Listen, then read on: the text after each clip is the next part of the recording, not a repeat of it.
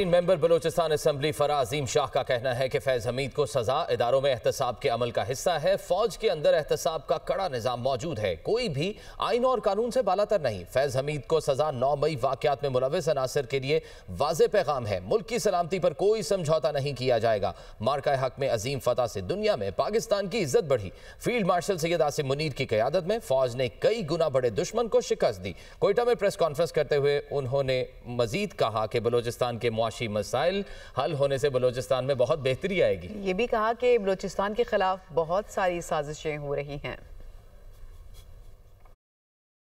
इस तरीके से साबिक lieutenant general retired Faiz Hamid को 14 साल कैद बामुशक्कत की सजा, ये एक ऐसा तारीखी फैसला है जिसने इस अमर को वाज़िया कर दिया कि अब पाकिस्तान में कोई ओहदा, कोई वर्दी या कोई शख्सियत कानून से बालातर नहीं है। और ये फैसला 9 मई और रियासत मुखालिफ अनासिर के लिए एक वाज़िया पैगाम है कि बख्शा कोई भी नहीं जाएगा, चाहे वो जितना भी मजबूत हो, चाहे वो जितना भी ताकतवर हो।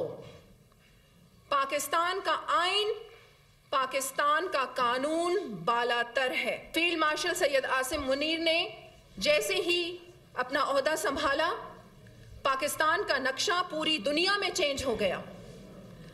हमसे 10 गुना ज्यादा ताकतवर दुश्मन को मुंह की खानी पड़ी। बलूचिस्तान का मसला माशी मसला है, इसको हम नज़रअंदाज नहीं कर सकते। अगर बलूचिस्तान का माशी मसला हल कर दिया जाए तो 80% बलूचिस्तान के मसाइल हल हो जाएंगे। नो डाउट कि हमारी बैरूनी साजिशें भी मौजूद हैं।